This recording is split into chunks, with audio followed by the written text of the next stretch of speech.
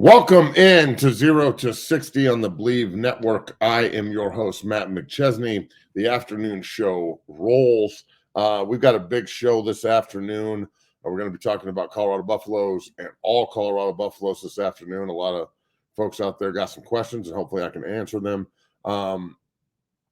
There's a lot to discuss, to say the least. With CU sitting at 4-5 and still having bowl eligibility in front of them, with the 23rd ranked Arizona Wildcats coming into Folsom on Saturday after beating back-to-back ranked teams and almost beating SC. Arizona's pretty tough, so we'll dive into all of that. But remember, everything that we do here is brought to you by our good friends at Bet Online. So check it out on the bottom ticker there. Bet Online remains your top spot for all of your live betting action and contests. NFL, college football, UFC, and NHL are on full swing. BetOnline is your number one source for wagering news, odds, trends, and predictions. Head to BetOnline today and remember to use the promo code BLEAV, that's Believe, for 50% welcome bonus on your first deposit. BetOnline is where the game starts, and they are the title sponsor for 0 to 60 on the Believe Network, and we are rolling. Make sure you check out 60equipment.com right there, all right? That'll hook you up with a body bag. The body bags are flying off the shelf. The Broncos just bought a couple. The Buffs, even the Huskers bought some. Purdue and Michigan State and the Lions, and they're going everywhere. So check it out at 60equipment.com. And all Buffalo fans, if you would like to support a Buff, make sure you type in the promo code Washington78, and Savion Washington, the big right tackle, will get 10% of every bag that he sells and help the young man through the NIL Collective. All right, so we roll here on 0 to 60. Like I said, I'm your host, Matt McChesney. Remember to follow all of the different platforms on social media at 60 Academy on Twitter, Instagram, and TikTok, and then follow my co-host at Bree Maestas at Bree Maestas 303. All right, we roll. First off, Arizona's pretty good. They're really tough. They are what I want CU to be eventually. Not just to step back and hero ball for 50 times a game, but actually have the ability to line up and assault another human being at the line of scrimmage and get 5 yards and consistently do it over and over and over and over again. And that's what they are going to do to us. They're going to walk into Folsom and try and absolutely dominate us at the point of attack, both on the offense and the defensive lines. They're big. They're physical. They beat the absolute dog shit out of SC up front. Caleb Williams was just better that day. They turned around and beat the absolute dog shit out of Oregon State at home, a team that just beat the dog shit out of us for 3 quarters. And then they turned around and mollywopped UCLA, a team that absolutely physically dominated us. So with them being 23rd ranked and walking into Folsom on Saturday at noon, I would expect the national media and the betting lines to be 10 points, 7 points. Like, I don't think that CU is favored, and I don't know because I'm not betting on it, and I don't really give a shit. But I will say that the Colorado Buffaloes have an identity crisis. They've got extremely good skill players, but their scheme does not fit their big guys. And I understand that it's, players got to go play and you got to win one-on-one battles and cover people up. But I'm talking about pure scheme. I'm talking about the fact that I don't see Shedeur Sanders moving the pocket. I don't see a fullback on the field, multiple tight ends, and 12 or 13 personnel, or 22 or 23. I mean, I don't really care if they know what we're doing in college or the NFL. I mean, Coach Prime's come out and saw the whole Michigan scandal and stealing signs. I don't really care. You still have to stop it. As you play, you figure out what they're doing and what their calls are anyway. So I don't really think that's that big of a deal. The inability to change the plan is my problem. And I wouldn't even say problem, because God forbid I say anything that pisses anybody off up there and get blackballed. Everybody's got an ego. So if I consider myself pretty professional at this, and I consider myself an expert at what I do, and I'm not the only one. So the fact that I get as much blowback as I do, and the cold shoulder, which is amazing to me. Certain coaches that are really, really confident in themselves that never waver in picking up the phone and always have hard conversations. And then there's certain coaches who, if you criticize them too much, they get mad. Like, how mad do you want to get, dog? You really think I'd give a fuck if you're mad? The one consistent with the University of Colorado since I stopped playing in the NFL and opened 6-0 is me. Period. I'm there all the time through every coach. I'm helping every single staff try and identify quality players. I try and push everybody there. I try and get my guys to stay. I've rallied around the fact that, like, interview me for the offensive or defensive line job so I can help bring in all these players around the country that are starting at all these different places that should be in Boulder. And I'm not saying all of them would follow me, but a lot of them would come. I mean, the 6-0 Army's fucking deep, and apparently people can't see that. So again, I think one of the biggest problems up there is guys who will just want to keep their jobs. Like, if you just latched on to Coach Prime's shit just to keep your job, you'll lose it. If I'm offending you today, that sucks. I could give a shit. I don't care. It means nothing to me. I'm tired of, like, walking on eggshells and acting like there isn't an issue. Sick of it. And I'm going to double down because I've got the head coach, Coach Prime, Deion Sanders, DMing me after the UCLA game, telling me, like, thank you for your honesty. We're going to get all this fixed. And I believe him. Last week, they played way harder. Now, they didn't play any better. The offensive line was getting mollywopped the entire game. I didn't see a lot of scheme change, but I did see them move the pocket a couple times. They tried to run the ball. I don't know how you run the ball out of shotgun and 11 personnel consistently. We're not in the MAC. So, I again, change is necessary. I'm eager to go up there on Saturday. My son Nicholas is going on his last recruiting trip for the year up to Boulder. A bunch of Dungeon families up there again. Ochoa and Big Lincoln Fahapoli Jr. and Nick McChesney and just a variety of other good football players.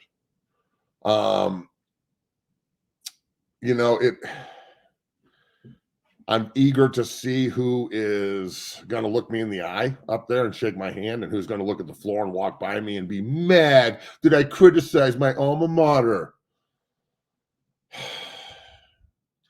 This world of feelings and emotions and all this soft fucking bullshit that people have to put up with these days, I hate it. I hate it. I hate that I have to fucking sit around and act like my emotion and passion for this somehow offends the soft, so I have to change. Or I have to change the way I do things and the way I feel about things because it offends some fuck who doesn't even care, who's just some casual, laissez-faire fan. I'm not a fan. I'm not a fan. This is the only thing I really give a shit about in all of sports. Everything else is pure entertainment. This is family. Real family. I think they need to sing the fight song. I think they need to learn how to sing it. I've been saying this since day one. You want some pride in your university and some pride in that room? Let me come up there and show you how we, the players, the pride and tradition of the Colorado Buffaloes, that's what we are, the pride and tradition, will not be entrusted to the timid or the weak. So if you're timid or weak in that room, you got to go. It's not personal. It's business. This is family. Family business. I understand I'm rough around the edges. I understand that I rub people the wrong way who don't get it. I don't give a shit. I've tried my whole life to conform and like fit into the fucking norm and put a square peg in a round hole. And that shit don't work for me. The corporate world don't work for me. Altitude Sports Radio told me I was a fill-in guy after 4 years of doing damn near every day. I told them I'm not interested. I'm either all in or all out. That's the way this operates. People want me to go consult at CU. What do you want me to consult? Just stand there and agree?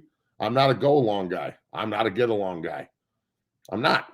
I'm going to talk about everything. I'm going to try and challenge everything just to see if you actually know what the fuck you're talking about, number one, to see if I know what I'm talking about, number two, and to see if we can actually fix the problem rather than just linger on the same fucking stupid problem over and over and over and over and over again every single fucking day. So, I'm not just trying to bitch this morning, but there are solutions to big problems. There are solutions to the personnel problem. I've got tons of them. They're in the transfer portal. There are solutions to the developmental problem and lack of depth. They're in the room. You got to recruit them. You got to bring them in and develop them, not just expect them to step on the field and ball. I love my university more than anything. I'm thankful for my time there. There's nothing I want more than to see it be successful, and they have been. They've had a great year, all things considered. The Big 12 move is awesome. I think that it will really benefit CU because, let's be real, it's a much easier conference, and going to Texas is going to benefit Colorado immensely. But when you look at a team like Arizona that was winless like 2 or 3 years ago, a team that CU beat in Folsom 34-0 the last time they were here, now they're ranked and they're building, and they are tough as nails at the point of attack, and they're moving into the Big 12 as well with a Big 12 mentality of beating you the fuck up. Now the Big 12 is not what it used to be. It's more of a spread league now, but still the teams in it that are really good hang their hat on physicality, i.e. Texas and Kansas State, Oklahoma State. Congratulations to Oklahoma State for winning the last Bedlam. Shame on Oklahoma for not playing Bedlam anymore. It's unfortunately that's part of the business of college football.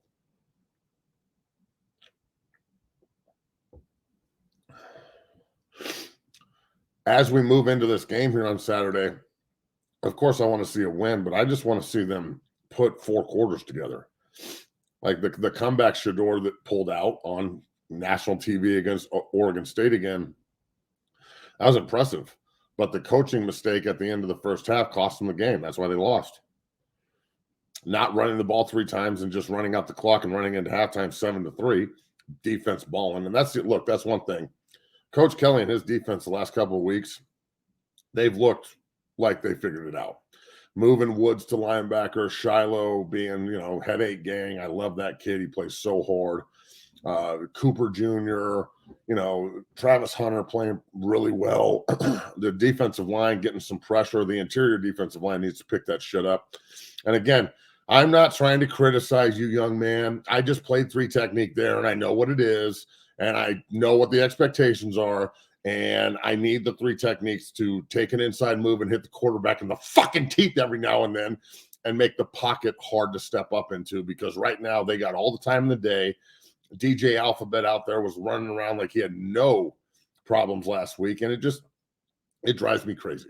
So the 3 technique needs to be a disruptive force, and right now they are just being disrupted as they're double teamed and mauled. And again, really, really sorry for saying anything that offended someone. God forbid I do that. I think the defense has a real chance to play really well. I think this is going to be an ugly game. And, it's going to come down full circle to the trench, offensive and defensive line. Can the offensive line put together 4 quarters of relatively consistent protection and consistent double teams and climbs and calls? Does Wells really know what he's doing at center? Are we actually making calls that are conducive to growth? Do we know what gang calls are? Do we know how to trade deuce and ace? Do we know how to cat? Do we know how to pin and pull? Are we going to change the play at the line of scrimmage and run to the short side? Are we going to squeeze gap when people walk into the fucking turn? The uncovered offensive lineman is responsible for the point. Are we going to rotate out to the most dangerous slotted defender? Do we really think that the Mike linebacker means middle? I mean, any of you fucking novices out there who think the Mike linebacker means middle, you need to stop watching football. How the fuck do you get the middle of 11 dudes, bro? We're going to slice one in half that ain't Saw 7. This ain't the Elway version of Saw. Mike means the most dangerous second-level defender, Demis. That could be the slot corner who's stacked. Look for numbers. When we have 3 receivers to one side and they have 4 defenders to that side, the most inside defender that's stacked by the safety, usually the slot guy, that's the Mike. The back dual reads the other 2 linebackers. If there's only 1 linebacker, it's dime, and that means that they've got 2 high safeties. If there's 2 linebackers, it's nickel, and they probably have 1 or they've walked the other safety into what's called the mesh robber. A mesh robber is on the backside, usually on the isolated X receiver.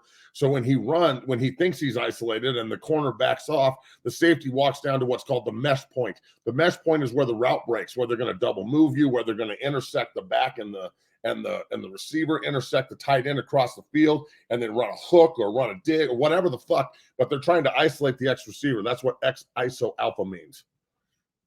So if we line up in 11 3-by-1, extended to the field, X alpha ISO over here to the boundary, and they line up in an over front 3 technique to the strength in nickel with 2 linebackers, and they roll the coverage over it, stack the safety on the nickel, and they're 4 for 3 over here. The nickel's the mic.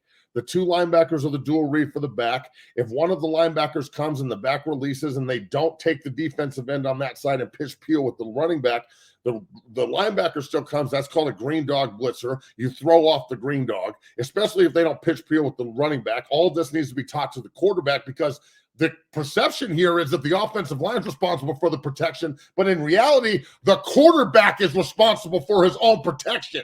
If you don't like your teeth, don't learn fronts and protection. You'll get hit in them a lot. Not saying Shedeur doesn't know. I don't know, because it's so bad. The protection is so bad that I can't tell if it's the quarterback fucking it up, the scheme fucking it up, or the players fucking it up at this point. It's just so bad, and it's been consistently so bad since day one. Well, let me take that back. The first 2 weeks of the season against TCU and Nebraska, the coaches on other staffs around the country, they couldn't figure out what we were doing.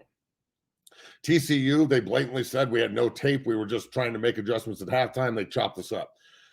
Nebraska, same thing. They didn't have a lot of tape, and it's an excuse, and you got your ass beat, take it. But same thing. CSU had a week off before they played Colorado. All they did was sit around and scout us, and they scouted the shit out of us on defense, and they scouted the shit out of us on offense, and we beat them because we're better.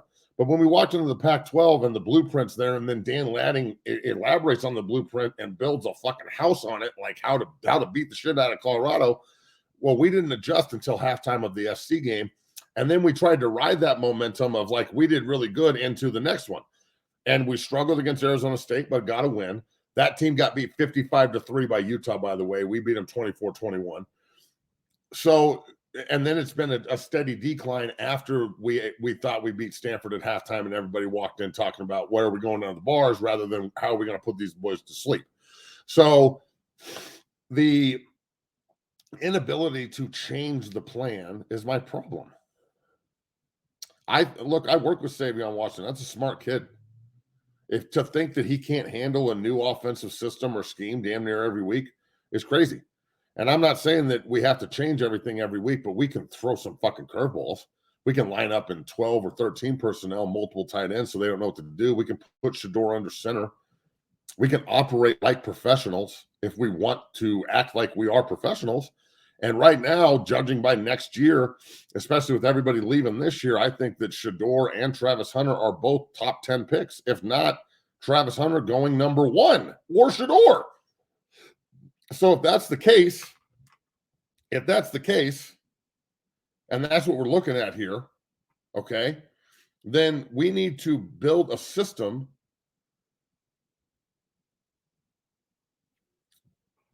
we need to build a system that is conducive towards maximizing the personnel we have on the field. And I understand that it's hard to run pro formation if you don't have the guys, but we do. We've got huge body offensive linemen. We do. Not having Brown on the field hurts, but no offense to a guard, he's not going to help that much. Again, it's scheme. I know we lack tight ends, but we still got them. Let's see if Fourier can play. Keep throwing 87 out there, see what he can do. Force him to block. Don't ask him. Say, block this motherfucker, or we'll find somebody who can. And we will. Take one of the linebackers that doesn't play, put his ass in a 40 number, throw him at fullback, and tell him to fucking ISO this dude until he dies. If he dies, he dies. Oh, I'm sorry. Did I just offend you by saying the death word too? God forbid I say something that offends you. Make sure you get your cuddle dog in your pillow and sit on your sofa all day and put your fucking thumb in your mouth and bitch.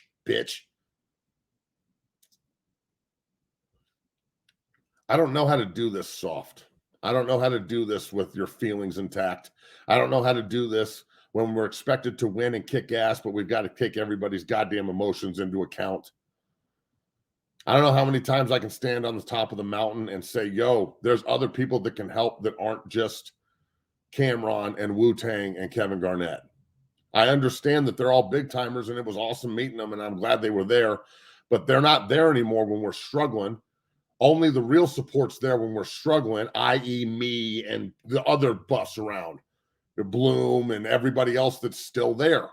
At homecoming last week, it wasn't full of celebrities. It was full of alum that give a shit. And guys who sit around and wonder why we don't sing the fight song after beating Colorado State. I know we're worried about Travis, but there's 119 other kids in there. If you don't respect the tradition of the university just because it's been bad for 20 years, well, what about the 20 years before that, where we built the foundation? That extra edition that everybody loves, that wasn't there in 02. We got that in 01 after we won the Big 12. Then we built that for y'all. You're welcome. The video board they're putting in, thank God. I know Folsom is perfect, but it ain't. That video board's needed. I don't care if it cuts off the view of the fucking Flatirons. Shut up, Dan Hawkins. The video board is needed. I'm glad they're doing it. This is the last home game for the Pac-12 and the last home game for Senior Day. And Senior Day is special. Senior Day is fucking special. My Senior Day came against Kansas State in 04. It was a great game. We were tied 31-31 with like a minute and a half left. And my man Joel Klatt hit Ron Monte, big play Ron Monte, by the way, down the left sideline for a massive touchdown that won the game. We won 38-31 and then had a week off for Thanksgiving. And then we went to Lincoln and beat Nebraska. It gives me goosebumps still thinking about it, and ended their 57-year bowl streak where they went to a bowl every year. Yeah, I was standing on the 50 waving the flag, listening to them say good game while they went home for Christmas. And we went to play for the Big 12 title. So November is nut cutting time in college football. Last week, Colorado played hard as shit, and they should have won that game. But you know what? They lost. And now the beauty of this game is now you got another opportunity, bro. What are you going to do with it? The beauty of failure is the ability to get the fuck up and go do it again. Period. No one gives a shit. You might have 2 or 3 people in your life that actually care about you. Other than that, everybody else is just blowing smoke up your ass. They don't care. They don't give a fuck. It's all about what they can get out of the situation. And that's fine. That's what business and capitalism is. But I am saying that if you got to be real fucking careful on how you show people that you're vulnerable. Because a lot of people look at it as weakness. And a lot of people look at it like, like it's a problem. And you know what? A lot of the time it is weakness, and a lot of the time it is a problem. And especially in this game, the only reason I attack it is because we're going to attack it.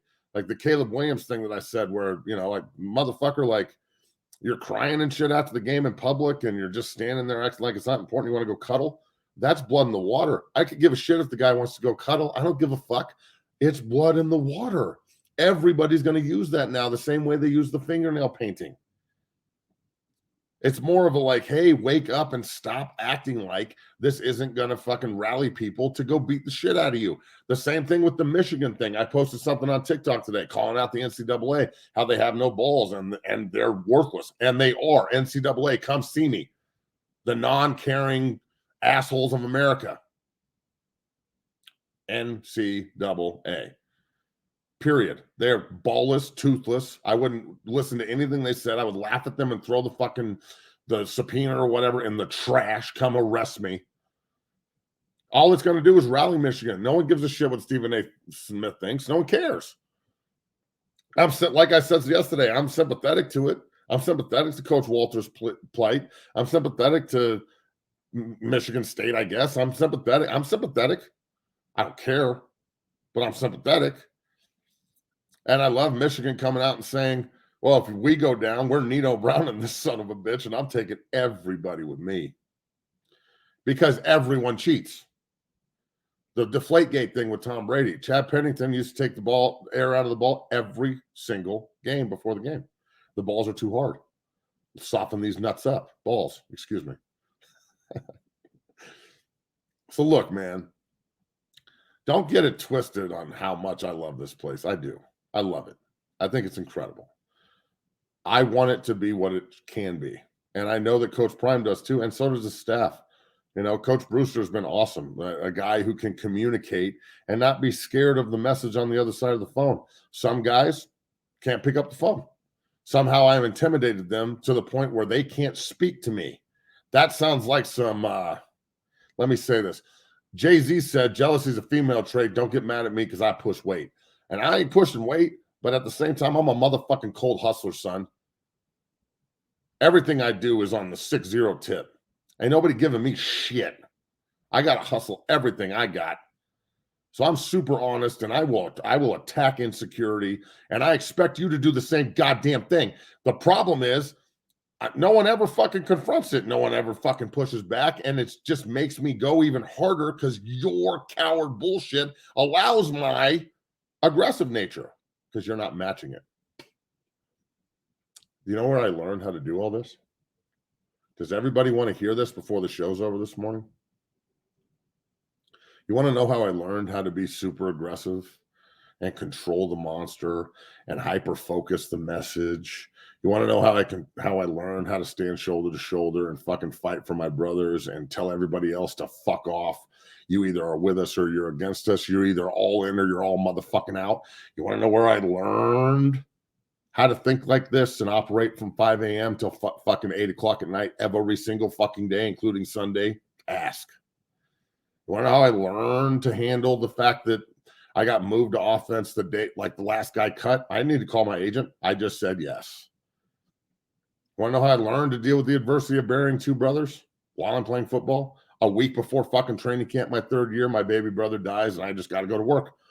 That's what it is. Either use it or it will abuse you. You want to know how I learned how to do all this shit? The University of Colorado. Chris Wilson, Gary Barnett, Eric Bieniemy, John Embry, Vance Joseph, Pat Fitzgerald, who was there as a GA when I was there, Mike Hankiewicz, Coach Tom McMahon, God rest his soul, great man. I mean, the Rolodex of names, the great Brian Cabral, who's still there. Shit, even Coach O'Crew. Love you too. Those men built men. We didn't harbor the feelings of little boys. So I love what Coach Prime's doing. They're trying to build men, but in a generation of little kids who look like men, it's hard because it turns into a complaint session in the transfer portal and he's pushing me too hard. Nah, man, you said you wanted to be great. You said you wanted to play in the league. You said you wanted to be a college superstar. That's what you said. Those were your goals.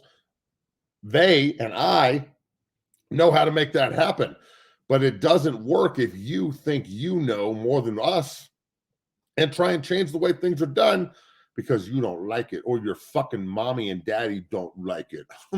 I don't walk into your fucking pastry store and tell you how to make a motherfucking cake. I just eat it. Cake, son. So I understand I'm confrontational. I'm sorry you're not. I understand that I'm passionate. Sorry you're not. I understand that I'm alive and bleed black and gold. I'm sorry you don't. You want to know what I'm not sorry for? Being me. Thank God. Thank God that I'm not a fucking banker down here trying to act like I give a shit while I complain on Twitter about this, that, and the other. While I fucking, try and contradict professionals that actually do this for a living and know what they're talking about because you're a fanboy and you think you know. Fanboys don't know dick. I know I say this all the time, but hey, fan, buy your ticket, drink your beer, shut the fuck up, and enjoy your entertainment. Because to us, we don't just leave and get angry that we lost.